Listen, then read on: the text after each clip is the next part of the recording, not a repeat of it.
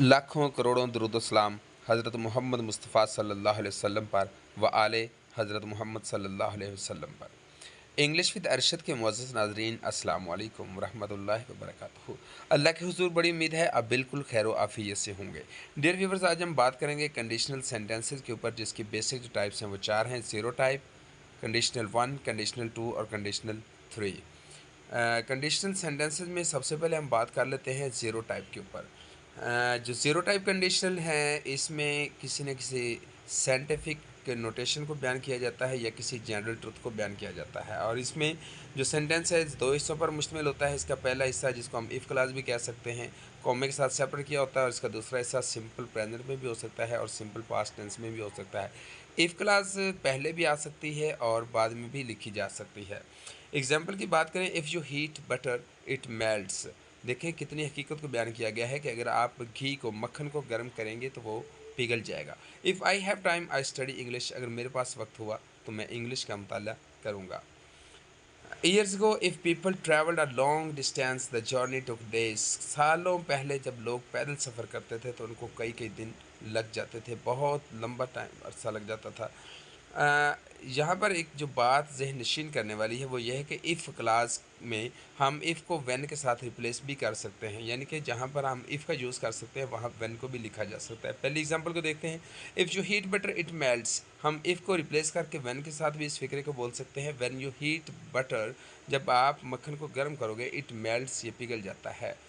तो हासिल नतीजा ये है कि कंडीशनल टाइप जो ज़ीरो है, इसमें हम इफ़ क्लास में इफ़ को व्हेन के साथ भी रिप्लेस कर सकते हैं।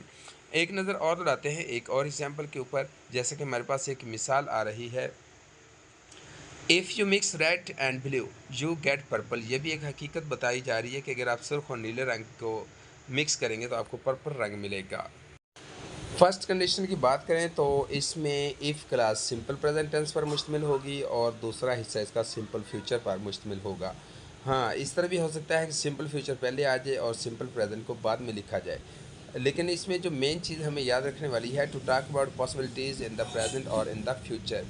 हाल में भी और ज़माना मुस्तकबिल में भी किसी चीज़ का मुमकिन होना ज़रूरी होता है। मिसालों पर देखते हैं एग्जाम्पल। इफ़ इट रेन्स, अगर बारिश होती है, I will stay at home, तो मैं घर पर ही रहूँगा। तो इसमें अगर पहले हिस्से को देखें, इफ़ इट रेन्स ये सिंपल प्रेजेंट टेंस में है, I will stay at home मैं घर में रहूँगा ये सिंपल फ्यूचर टेंस में है। दूसरी मिसाल पर देखते हैं, if I wake up late, अगर मैं देर से उठता हूँ, I will miss the bus, तो मैं बस को मिस कर बैठूँगा। And if it is sunny we shall go to park, अगर धूप निकली तो हम पार्क में जाएंगे। If John leaves Paula will be sad. और लास्ट एग्जाम्पल भी देखते हैं, I find your email I will send you the picture, अगर मुझे आपकी ईमेल मिल गई तो मैं इसकी तस्वीर आपको सेंड कर दूँगा।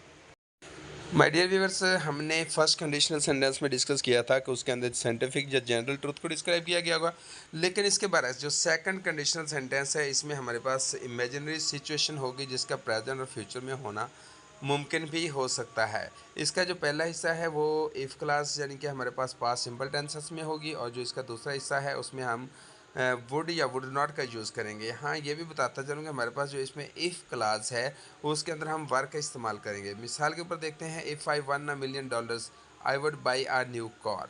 अगर मैं लाखों डॉलर जीत जाता तो मैं एक नई गाड़ी खरीद लेता। इफ़ आई वर यू, अगर मैं तुम्हारी जगह पर होता, आई वुड क्विट स्मोकिंग, तो मैं स्मोकिंग को तर्क कर देता। ये सारी चीज़ें तस्वराती हैं, फ़र्ज़ी हैं, इनका हकीकत से कोई ताल्लुक नहीं है। ये फ्यूचर में पूरी हो भी सकती हैं और नहीं भी की जा सकती। तीसरी एग्जांपल भी देखते हैं, if I were the president, अगर मैं सदर होता, आई वुड लोअर टैक्सेस, तो मैं टैक्सेस को कम कर देता। They would stay longer if they had more time, अगर उनके पास वक्त और ज़्यादा होता तो वो और कुछ देर के लिए रुक जाते। If I won $1 million I could stop working, अगर मैं लाखों डॉलर जीत जाता तो मैं काम करना छोड़ देता। इन सारी एग्जांपल्स हमें ये पता चल रहा है कि ये सारी की सारी हकीकत के बरअक्स हैं, ये नियर फ्यूचर में पूरी हो भी सकती हैं और नहीं भी हो सकती। अगर हम बात करें थर्ड कंडीशनल की, तो इसके अंदर माजी के अंदर किसी भी इमेजिनरी सिचुएशन को डिस्क्राइब किया जाता है।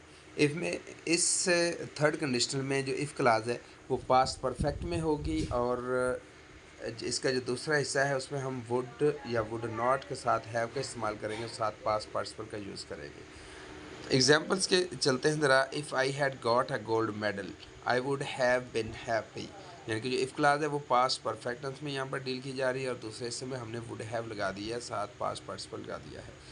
दूसरी एग्जाम्पल देखते हैं, if I had met Susan last week I would have given him her book. तीसरी एग्जाम्पल देखते हैं, if the weather had been good we would have gone water skiing. Dear viewers, ये था हमारा आज का लेक्चर जिसमें हमने कंडीशनल सेंटेंसेस को डिस्कस किया है। ज़ीरो क्या होते हैं, फर्स्ट कंडीशनल कौन से हैं, सेकंड कंडीशनल के बारे में, थर्ड कंडीशनल के बारे में। अपनी राय से ज़रूर आगाह कीजिएगा। मिलते हैं एक नए लेक्चर के साथ, तब तक अपना बहुत सारा ख्याल रखिएगा। Have a nice day. अल्लाह हाफिज़।